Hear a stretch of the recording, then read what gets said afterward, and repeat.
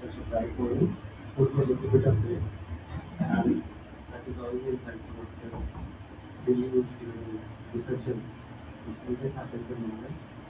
Welcome to you as well. Thank you so much. Um, Please don't need introduction, but still, more some benefit of people online and a few new students. Please allow me to introduce Amit, Anandita. So how do I introduce them? Okay. Uh, the outward facts are yes, they are disciples of our Guru. They are central leaders of Guru. So they are used to this.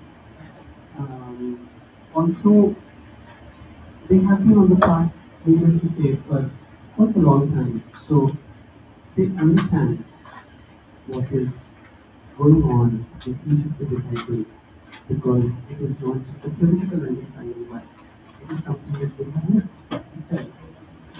And Amit is also an instructor on the teacher training program. He took one of my classes. So, hello, sir.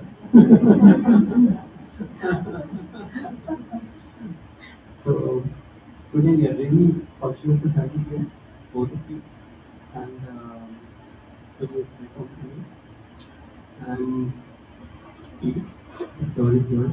Look forward to your wisdom and guidance. Thank you. It's a very warm and heartfelt thank you and everyone also. So we'll start with the prayer and invite everybody to stand.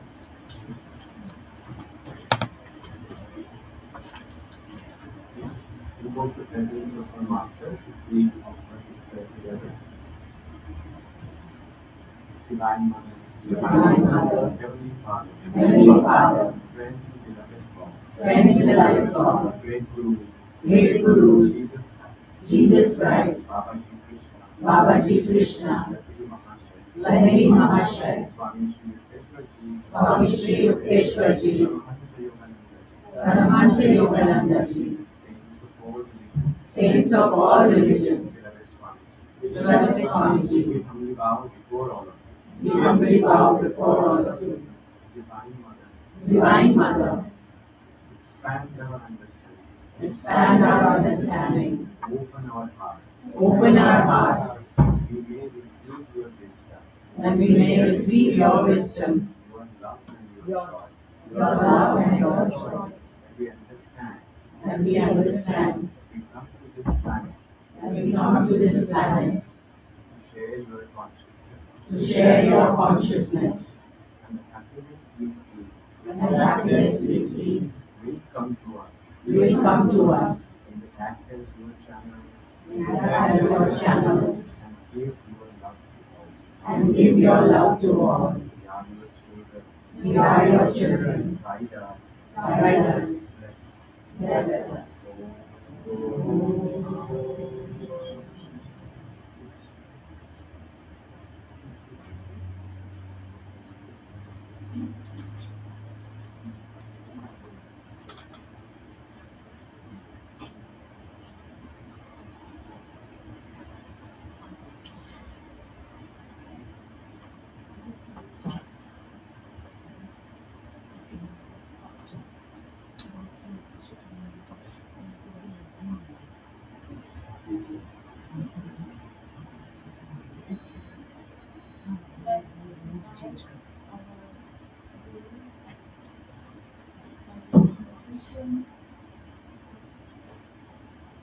Keep your eyes closed, gaze at the feet. Enlightened movements is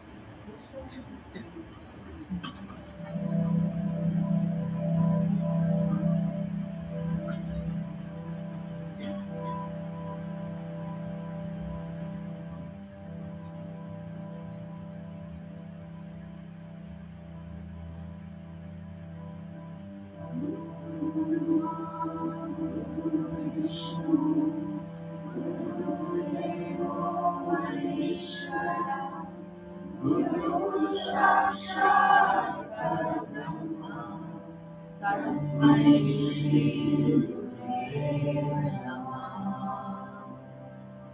Brahmanandam Brahmasudhanam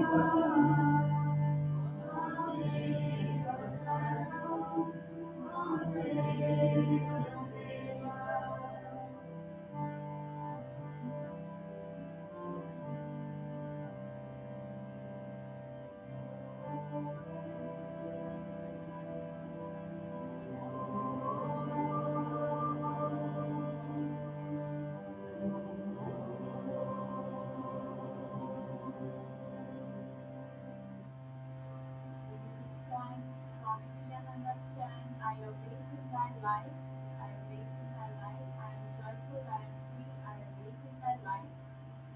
Then we will sing, I awake in thy love.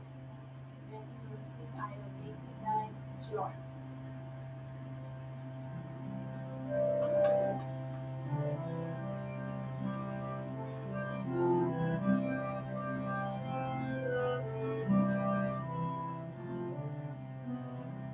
Awake in thy light, I awake in thy light. I am joyful, I am free, I awake in thy light.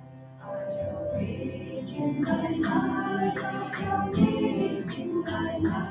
I am joyful, I am free, I awake in thy light. I awake in thy light, I awake in thy light. I am joyful, I am free, I awake in thy light. I awake in thy light, I awake in thy light. I am joyful, I am free, I awake in thy light. I awake in thy light, I awake in thy light. I am joyful, I am free, I awake in thy light.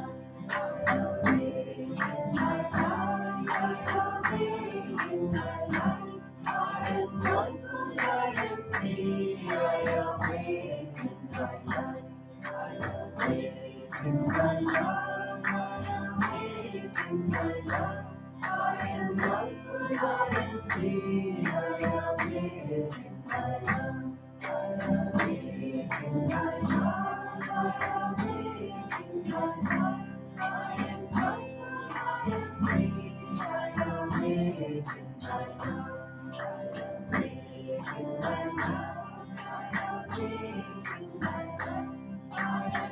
joyful, I am free, I awake in thy light. I awake in thy light, I awake in thy light. I am joyful, I am free, I awake in thy light. I awake in thy light, I awake in thy light. I am joyful, I am free, I awake in thy light. I awake in thy light, I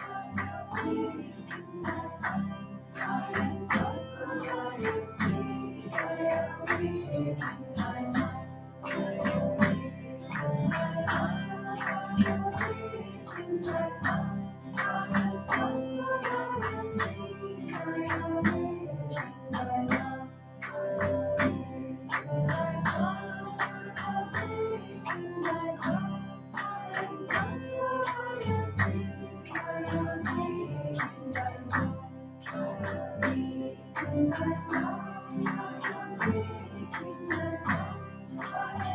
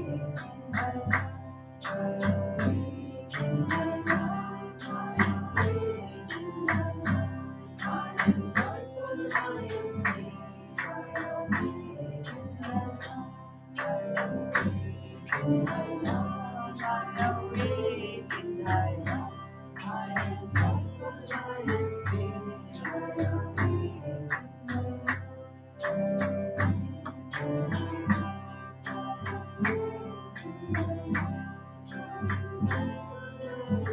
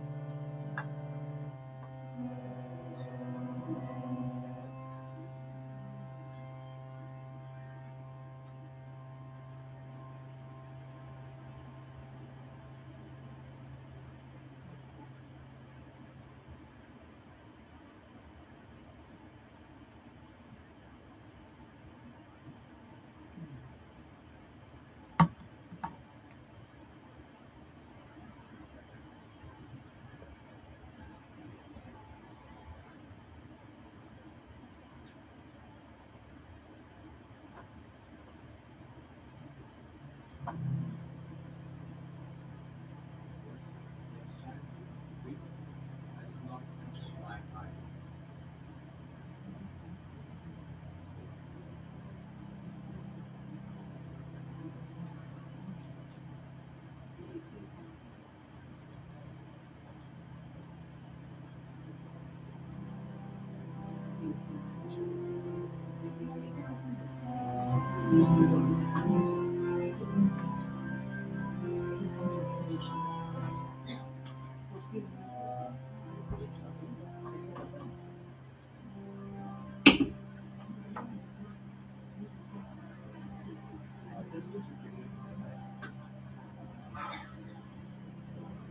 People know this chant, the wind has not touched my eyes. Sort.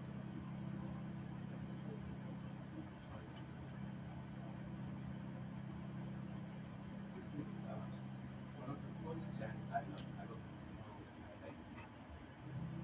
I like the melody certainly. The concentration, meaning to it. It's very nice. Billy was talking about something has touched us. Once it is touched, then it becomes difficult. Life becomes strange, it's different than before. That's what the child also captures.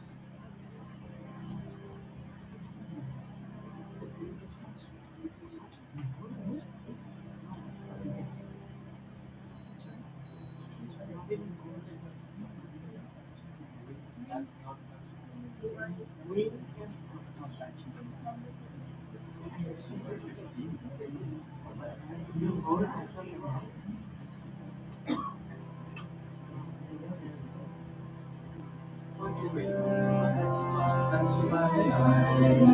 Since I saw you, that's what touched my eyes. Ever since I saw thee, in my breath comes wonderful. Without thee, my breath comes wonderful. You has not touched my eyes. Ever since I saw thee, you has not touched my eyes. Ever since I saw thee, thou was someone thou hast known. Thou is here, thou is someone thou hast known. Yes, is my soul. Yes, is my soul.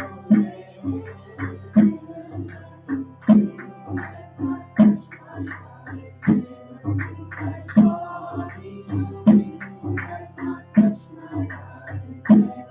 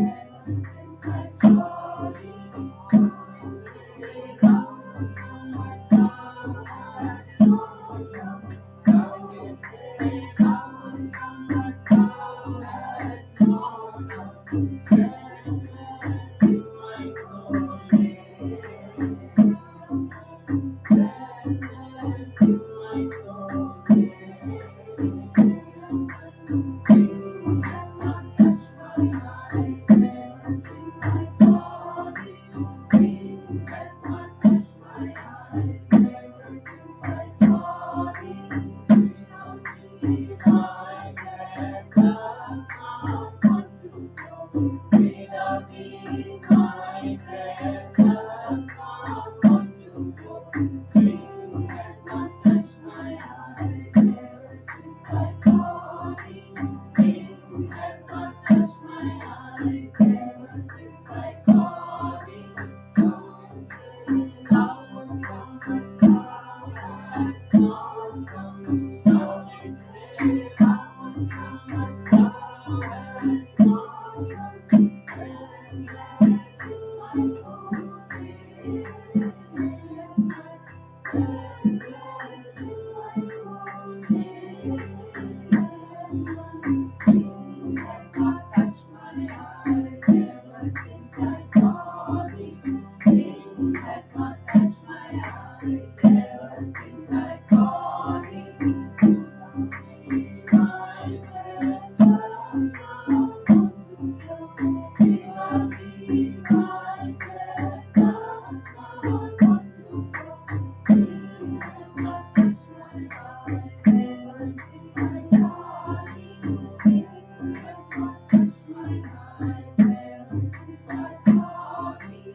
Come and say thou wast someone thou hast not come. Come and say thou wast someone thou hast not come. Restless is my soul, restless is my soul, dream has not touched my eyes ever since I saw thee. Dream has not touched my eyes ever since I saw thee. Without thee, my precious love, come to flow.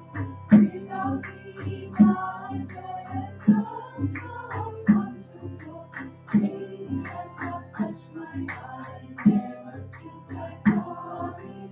Dream has not touched my eyes ever since I saw thee.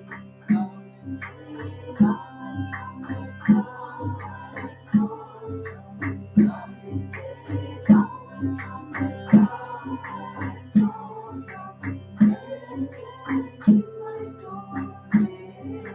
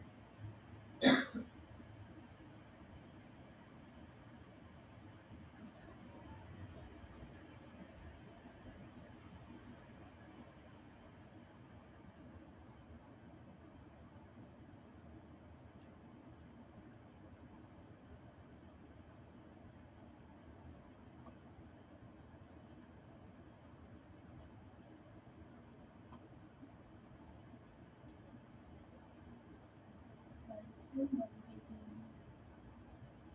keeping the gaze uplifted, let's listen to these words of Swami Ananda on truthfulness. Truthfulness is not caustic statements of unpleasant facts and unflattering opinions. Such statements usually born of pride. But truthfulness is the effort always to see the divine truth behind appearances. It is the effort to express always that aspect of truth which may prove the most beneficial. Truthfulness, as applied to ourselves, means not to hide behind self-flattering justifications, to look honestly at our real motives for doing anything, and not to flinch before unpleasant realities in ourselves. Truthfulness means seeing things as they really are, but then looking more deeply for ways to improve those realities.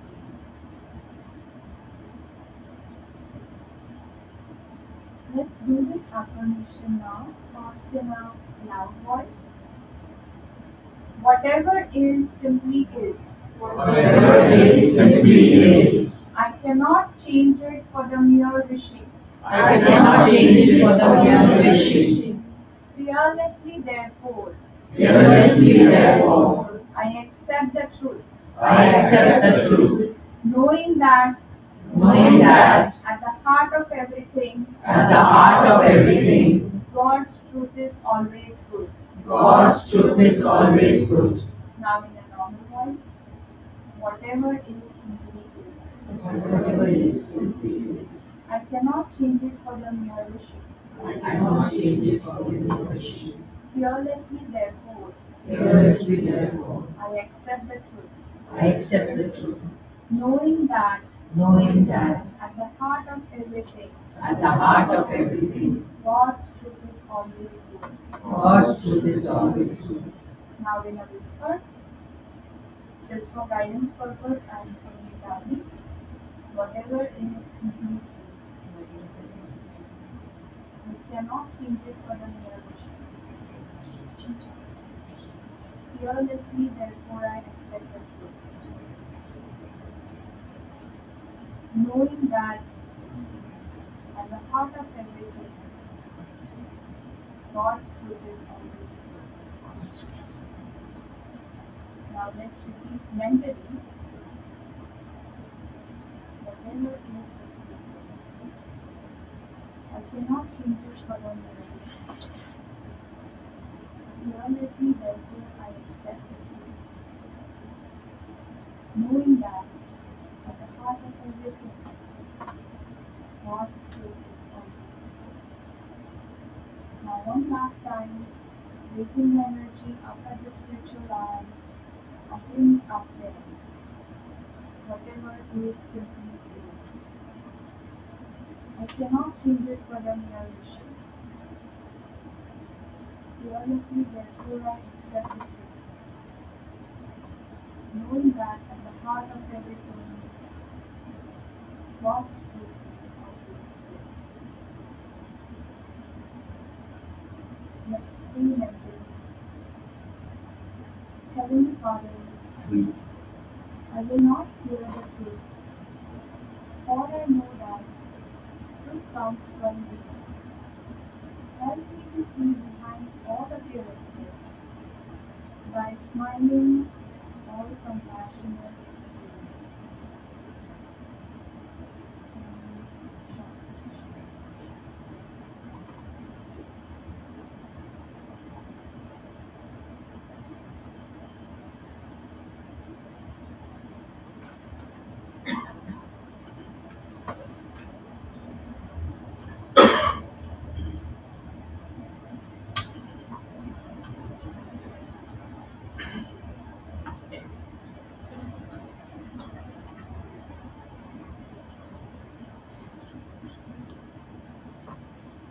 Welcome again, everyone. everyone. Good morning. Very good evening.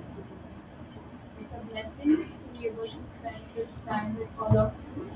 Last 2 days we were in Mud Island Ashram, and both the Divine Mothers took very care of us, Astrid and Nirvi. And there also we enjoyed our time in our Guru Mahais and had a very good satsang. So thank you for having us here. It's our joy. So the topic for today's satsang that Niyati has given us, I am grateful for my life exactly as it is. Right? The affirmation that we ask on the tradition. Oh, okay. That's a very good topic. Very much relevant for all of us. If we look at it, um, actually life is perfect in itself, isn't it? All that we need is already there. But at times it happens that, and we also experience this. It's not just a talk or a line because our guru has said, or anybody has said, or this is coming from someone. We all have experienced this truth within when we have practiced the meditation techniques. Is it the truth that there is a moment, there is a moment here. There is a moment when we go deeper into our techniques. At that moment, when we reach, there are no thoughts, there are no desires, there is no restlessness. And that's the moment perfect where everything seems perfect within ourselves. Isn't that true? But sooner, as we open our eyes, we are caught up again with the imperfection that is outside of us. And we try and seek it from different at different places, in people, in circumstances, in situations, in places, everything we try to find a perfection. But is it possible that perfection outside is ever possible? We all know the answer. Still, we are caught up from time to time, and we also go backward, and that's why we all come here like in satsang, we read the books, we meditate. All those are given to us as a blessing. So what happens after that? How much importance we give it to it depends. That how much are we paying more attention to the outward perfection than inward perfection, isn't it? And through this imperfection, what is happening around us is there are more wants than needs that those are encapsulating us from time to time. Then there are more expectations than acceptance for whatever is. Isn't that true? We all, when we go through the day, and if we try and observe every day through the ups and downs of its rhythm, this is always happening. Knowingly, unknowingly, through our subconscious patterns and the victories that we all have gathered over the last few incarnations, and this is going at its play. So, how can we? What is the solution here? How much time and energy are we putting into the outward perfection? Trying to perfect things, trying to perfect people, trying to find the perfect place and situation so that we are in a perfect state of output. What is it that we need to focus here? We all know the answer. It's more time and energy we need to put into our inner perfection. How much time are we giving to our sadhana? How much time are we allowing ourselves to live the teachings in reality? How much time are we giving to others as a service? And helping them uplift their ignorance also. All these things, we all are actually doing it on regular basis, and we are also aware that this is the right way or path, and that's why we all have gathered also to reason that way. And there is one observation, interesting observation. Okay, try listen to it carefully. In truth, when our eyes are open, okay, we are living a dream. And when we close our eyes in meditation and raise the gaze up, we are living a reality. But we know the other way around. Isn't that true? That when we open our eyes, we see that this is a reality and we play in that drama and we are like sucked up into the full of illusion, Maya, we all call whatever name it is, but it is constantly at its play, and it comes even more when we try and come to the spiritual path, try to practice the teachings. It comes in a even greater force. It tries to pull us from all possible ways, and that's where we have to be very cautious, extra cautious, and be more aware. And meditation does help us expand our awareness beyond the little self, our needs, beyond our things, looking at the reality in general with other people and the situations than what I want, than what is trying to happen here and what needs to be done. So with that, I would like to also go into a personal example where I felt the pull of delusion the most. Okay, we all experience it from time to time, but this was very intense because of the reason that uh, 2 3 months back I was on a seclusion. I did at home in one room for a few days, and what I was doing in seclusion. Has anyone tried seclusion before? You have. You had shared. Divine shared yesterday. Has anyone else tried seclusion? So seclusion is a practice from our path given by our Guru Paramahansa Yogananda ji.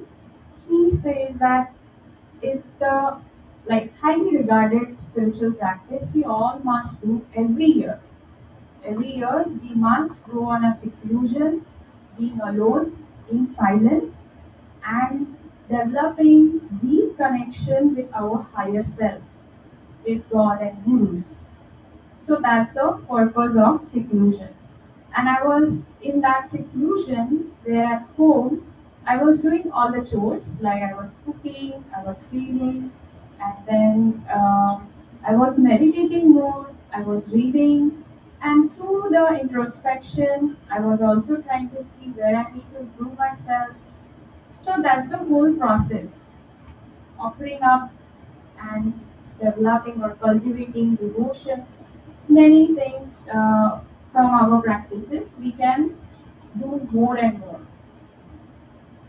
So while I was at home most of the time, I did not go out except when I used to buy some like vegetables or fruits for which just for a change I used to go down and like go and ask, because nowadays you also don't have to speak.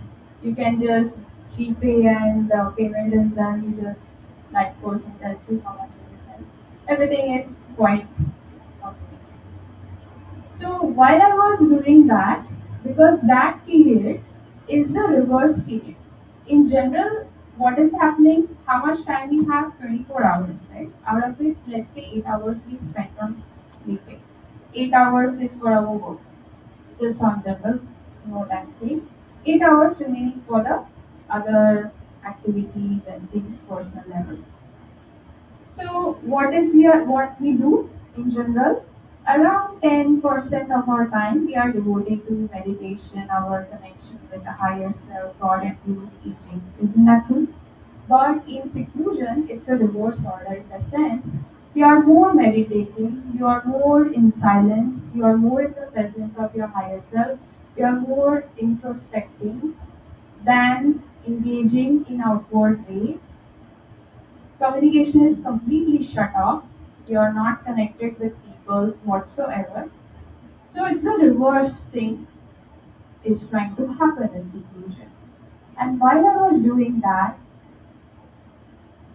when I went for some walks or to buy groceries, things that were happening in the street, on the streets or the shops, they were sort of like, I felt strongly every time that they're trying to pull me here, come here, and see what is it there, what is it there, you know? So, all I'm trying to say that when we are inward within our spine and not constantly walking through our senses, our energy is constantly going out during the day, and in seclusion, you are more inward in your spine, and when that energy is trying to pull you, I was like shocked. Like, how is it possible that that awareness also is very hard? Those of you who want to try must try at least for a day in a week, few hours this kind of practice of seclusion. So it's very hard to explain and share because it's more of an experience like a meditation. You can tell people what are the benefits and all that, but it's actually an experience for every one of us to have. And then see what happens. You step out of the house from the place, and how the delusion or Maya is trying to pull you out of yourself so badly. That was a so intense experience I've had, and that's the power which keeps us thinking everything is imperfect outside. Let's make it perfect. Let's work towards perfection outside and give more less time to the inward perfection. And while I was thinking through, we all have beautiful. This path is so beautiful, very well aligned with lot of clarity and lot of tools and techniques given to us. So while I was thinking that how is it possible that yes, I'm meditating in general. Yes, I'm serving and I'm engaged with people and many things are coming to me. But still, what can I do where I'm anchoring myself within more and more every day? So I could come up with few ways from our path itself. So one of the ways I was thinking, which I have been practicing of late, is practicing gratitude.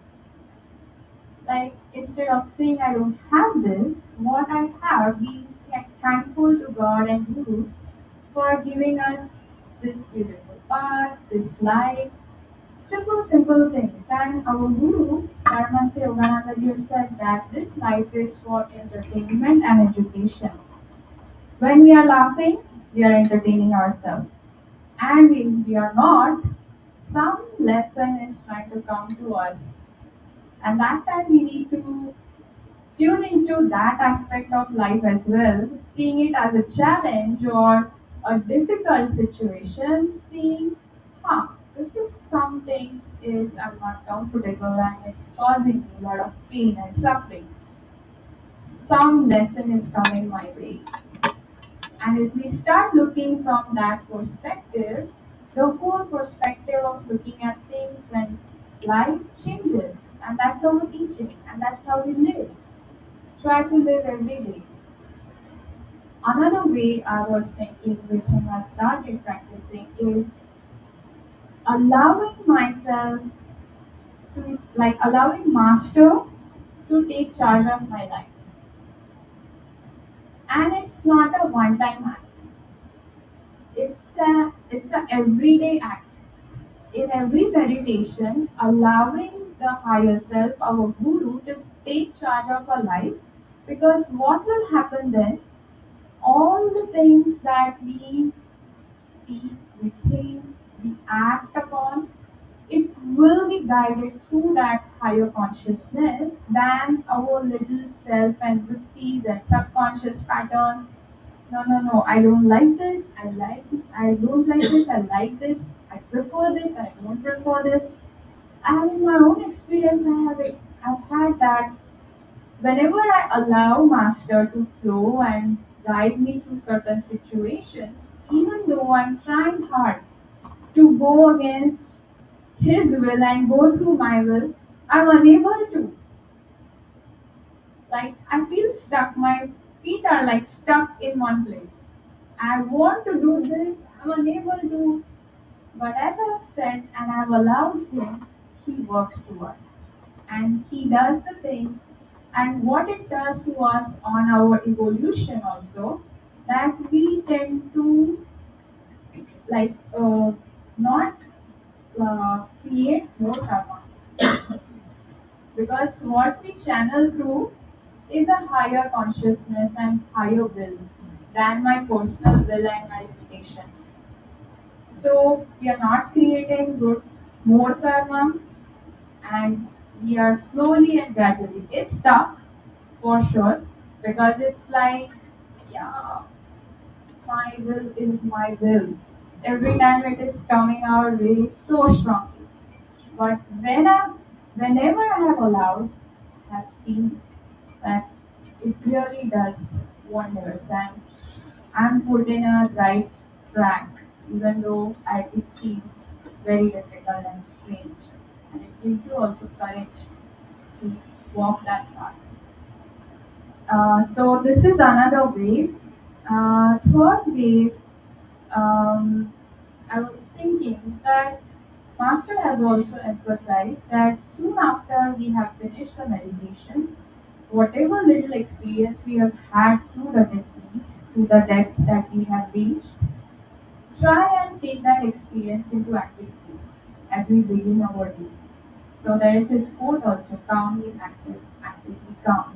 So in every activity, there is a sense of calmness, there is a sense of centeredness, there is a sense of control of energy in your way, that you're channeling it at the right time, perfect timing, with right situation, and so that is something we all can think of, that soon after the meditation is finished, taking that presence of calmness or peace, that aspect of God that we keep talking about through our lessons, into our activities so far as possible.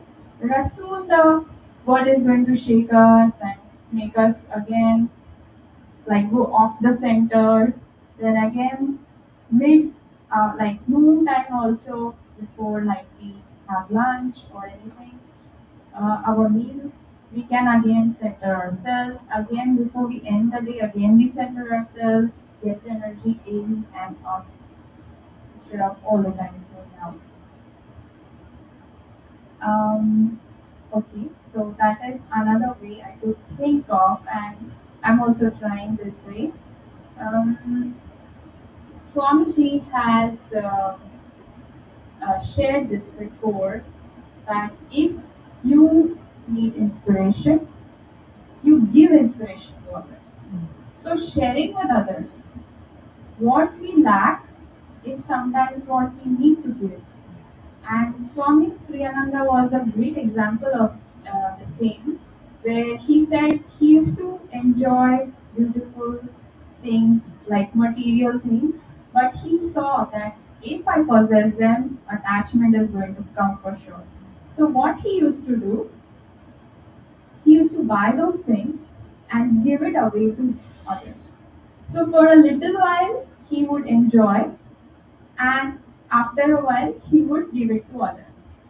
So that is something also gives us a sense of contentment, that yes, whatever I wanted to possess, I possessed it, but I'm no more attached to it, and I'm also giving it to others who might as well enjoy. So that is also something we could think, that how we can anchor ourselves more strongly into the teachings instead of giving more time and energy to the pull of Maya. Because if we fight with Maya or delusion, are we going to win in that? That is our journey. And how we can win is giving more time to the positive pole, than the negative pole is something we all can start looking at. There was another way I just have to check 5 ways I had thought of. Mm, yes. Another way as we go through the day, let's say after meditation we try and bring that aspect we have felt in meditation and once we get into that. Throughout the day, trying to do an introspection, having an awareness, not getting too sucked up into things and people and situations, having an awareness what is trying to happen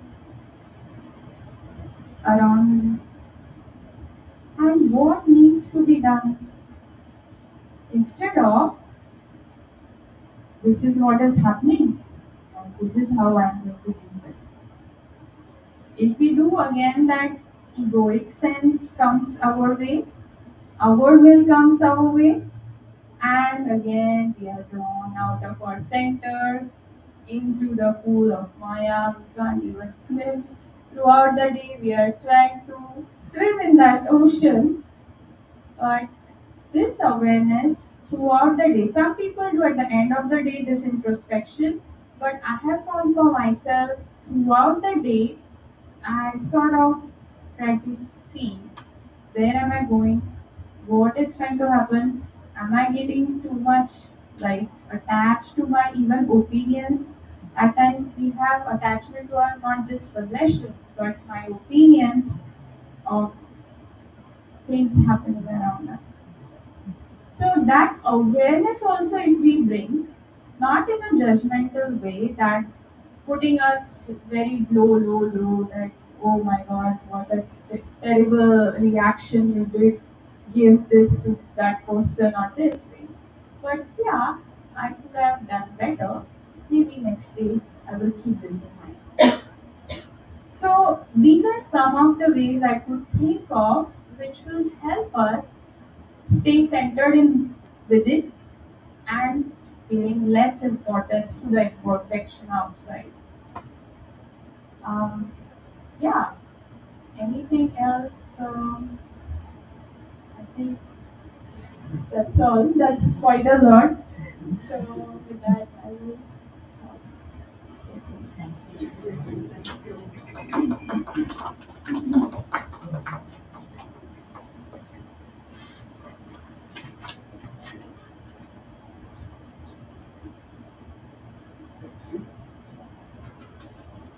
Worli, can you hear me? There's some divine conspiracy. Somehow she cannot only hear me, no matter what technology we try. Just on the lines of Anandita was talking about, like how the illusion tools and tell you funny experience I had. Well, she was doing the seclusion. After some time, I also got inspired, so I was doing the diet, experimental diet. One of those was the India diet, where you actually don't have anything which can satisfy your taste bud. Certainly don't eat coffee, but no sugar or no salt also. So, but it sort of intensifies your everything, your sense of smell and taste and awareness that she's talking about. So one evening I was just feeling food or nothing.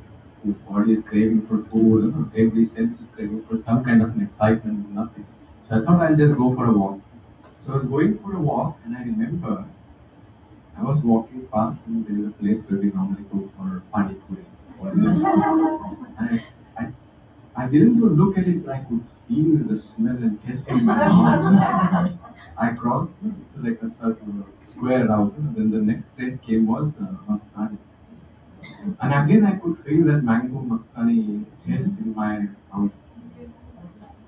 Mastani is like a flavored milk, and on top of that, there is ice cream. So just another like ice cream shake, you may say. One of the popular Indian food, like you should try. And then the next stop was Sinona, which is a very beautiful Italian restaurant. And I could feel all those tastes. And that day I realized these walks are very detrimental to my past. Before I just walk into one of these places. So I guess our experiences like that, like we try, but they come, isn't it? And that's why I think the beautiful introduction which it gave, so we sometimes call that who gave the satsang, it's right, who gave the talk. But at this very moment, all are in satsang. So satsang is what?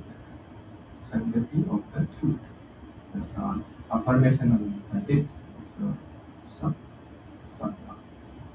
And then that is what we try to do, which is what, however much as our understanding, we try to connect to that and hold on. Could be more of this degree. If you ask what should be the color of truth, everyone say maybe it is blue, maybe it is pink. But in the truth, what is it? It's actually there's no color. We would prefer it one way or the other. What colors I am wearing, that is the color I like. There is this funny story you might have heard. Uh,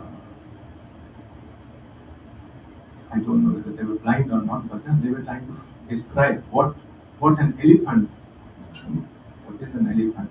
And this is the first time they're experiencing an elephant. They're all blind, so that the guru puts them all on 5 different sides of the elephant, and one guy sort of touches the foot of the elephant and he says, "Oh, elephant is like a big arm, like a pillar."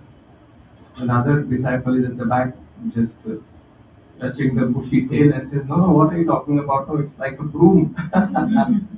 And one disciple is also just playing with his big fat ear. No, no, no. He says, "No, no, no. It's like a big thali." Now, which one of these two? After some time, he just takes everyone and opens their blindfold and says, "Oh, I see. All sorts of true, but not completely." That's why we talk about like a relative and absolute. When we talk about I want to touch, and she also mentioned the last point that she talked about, we have an understanding. And it can be also based on our experience and whatnot. But is it final or not? A funny way, funny story master keeps telling. You should listen to it in Master's voice also.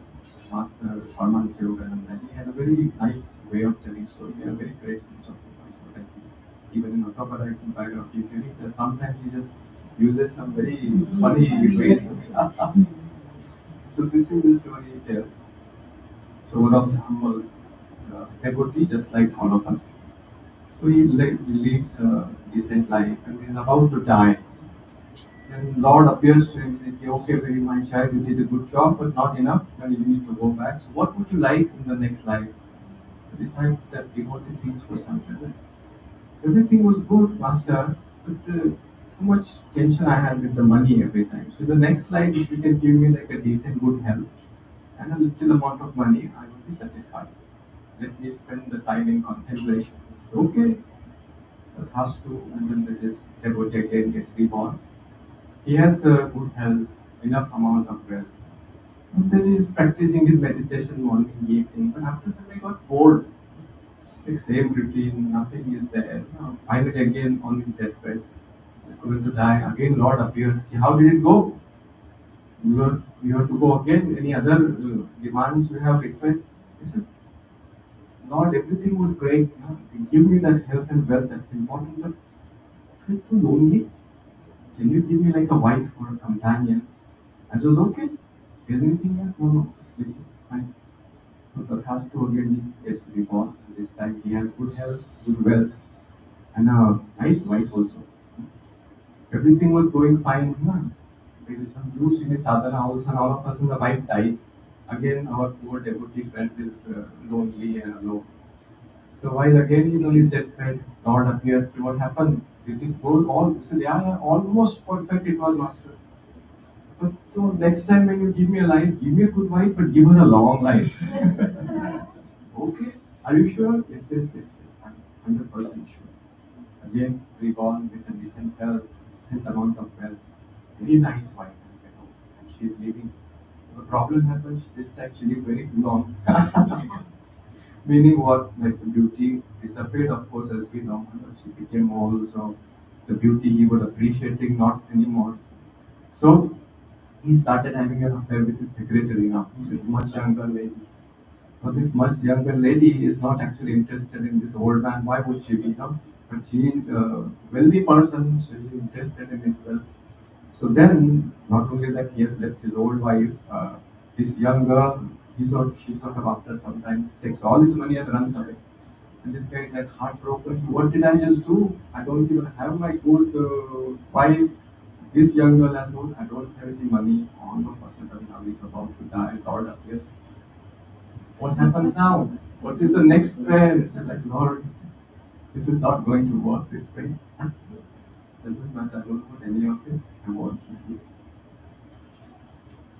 And there are many facets to look at this story. Uh, if you try to reflect, what does that story mean to me? Now, if Lord comes to me, what would be my prayer? We are wiser now, we learn from that devotee's mistake. And what would be our prayer? And that is that we talk about. There's something inside us like I want something also. We talk about, as he says here, having like a joyful acceptance to life for what it is. And that sounds like a good thing. When life is not as acceptable, that doesn't seem like okay, maybe this portion of life I can joyfully accept, but Master, can you fix this portion? Then I will be there, fully complete acceptance. That is not the topic, as she said. It is basically, and that's where it comes to. Why? What is our expectation from our life? If you look at even animals, like a earthworm, and you see, not very carefully, but you touch like one end of the earthworm, what is the consciousness of earth? I'm not trying to put the creature down or anything. But this is a very simple job. Yeah, we don't even make out where is its head and tail. But if you touch it, what happens? It sort of just shrinks itself. It's immediate reaction because he knows it's been threatened. Any life, if you see, there is a particular sense of self-preservation right inside. And we are also part of that same existence. So something comes at our ways. All of a sudden, Rima comes and he starts yelling at me. I will start become defensive or I'll run away. One of the two things I'll do. I won't just stand. Run away possibly. That is Strong one. Either of them we will choose. Why? Because we know this will not last. I will do something. That's like an immediate response. But you see, there is a difference between, like Master said, it takes millions. Like after millions of incarnation, one gets the human form, and then in the human form also, we are becoming more and more right. Human existence has a capacity to understand there is something beyond this just impulse. Impulse. Oh, I have to preserve myself because by now, at least the people in this room, we can talk about, we understand that what we are trying to preserve is not going to last. The body is perishable. We understand if we try to hold on to it, it is not going to. And this is the wisdom. You see, even if like this is a very stark and very gloomy reality sometimes it starts. Huh? Somebody was talking about it. Ananda was talking about it. She first came to India. Whenever she was talking about death, we said, no, we don't talk about it. As if like that's some taboo topic. We said, no, but it's a reality. Everybody at the end of the day, leave the body. What's there not to talk about? We don't talk about it. But in the devotee consciousness, we look at it. What is it that I'm holding? Is it worthwhile holding? Is it going to last? And that's where the difference between perishable and imperishable comes. More things that we try to hold on, like the beauty of my beautiful wife or husband, or something like my own existence as I am seeing right now.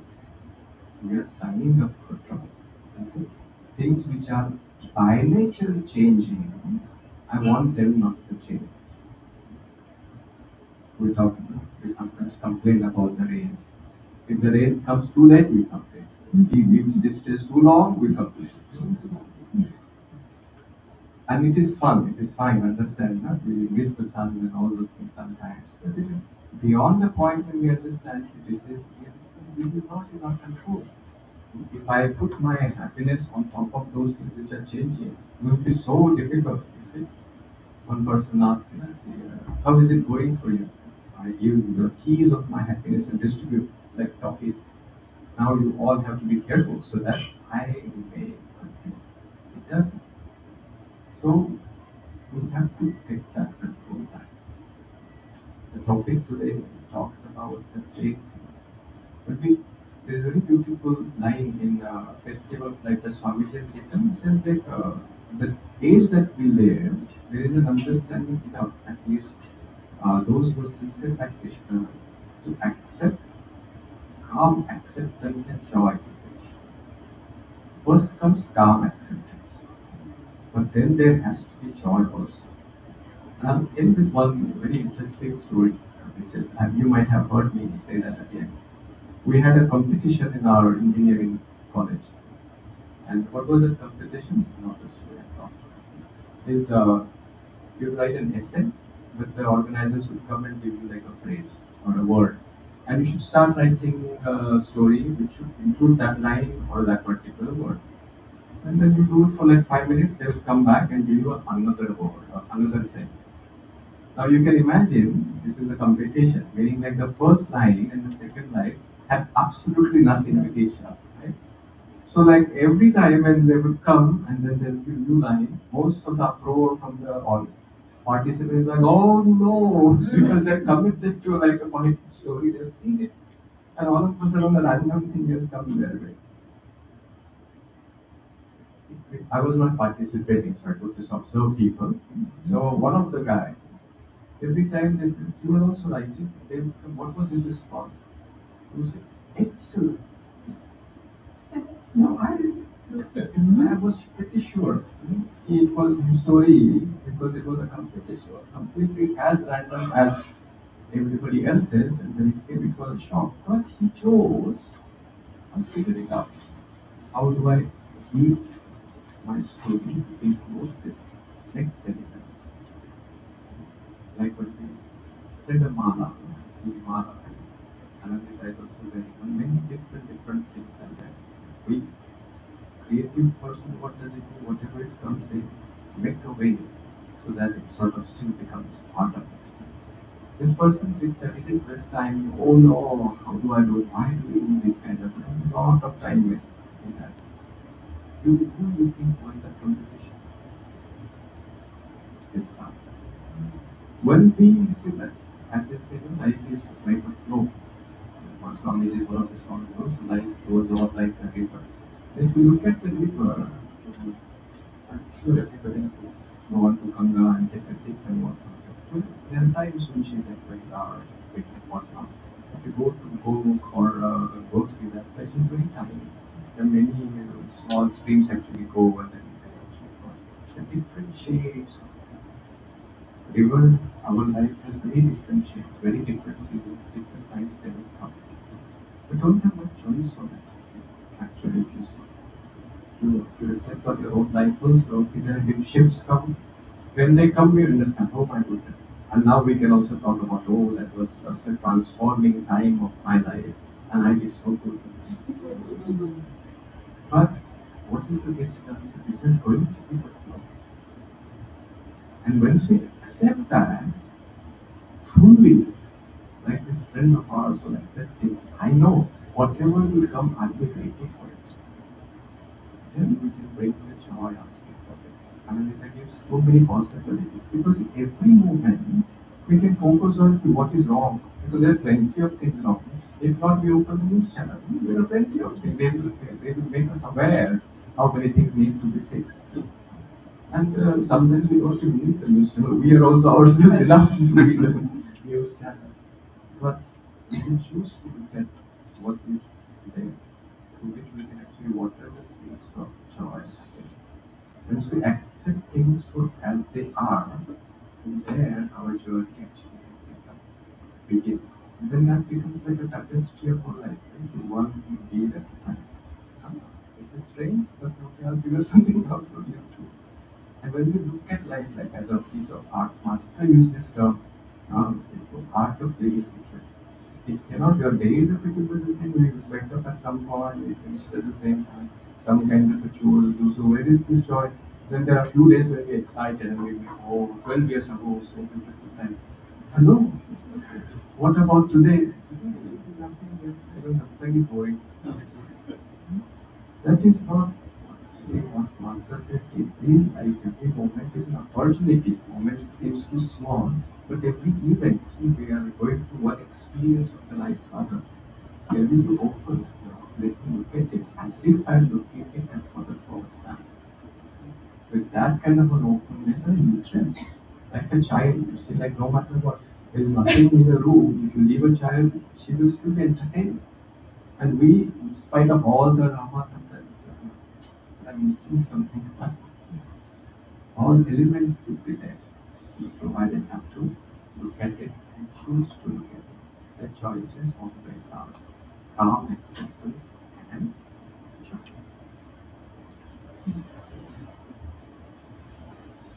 Okay, so we will do an arti now, so I request everybody to stand.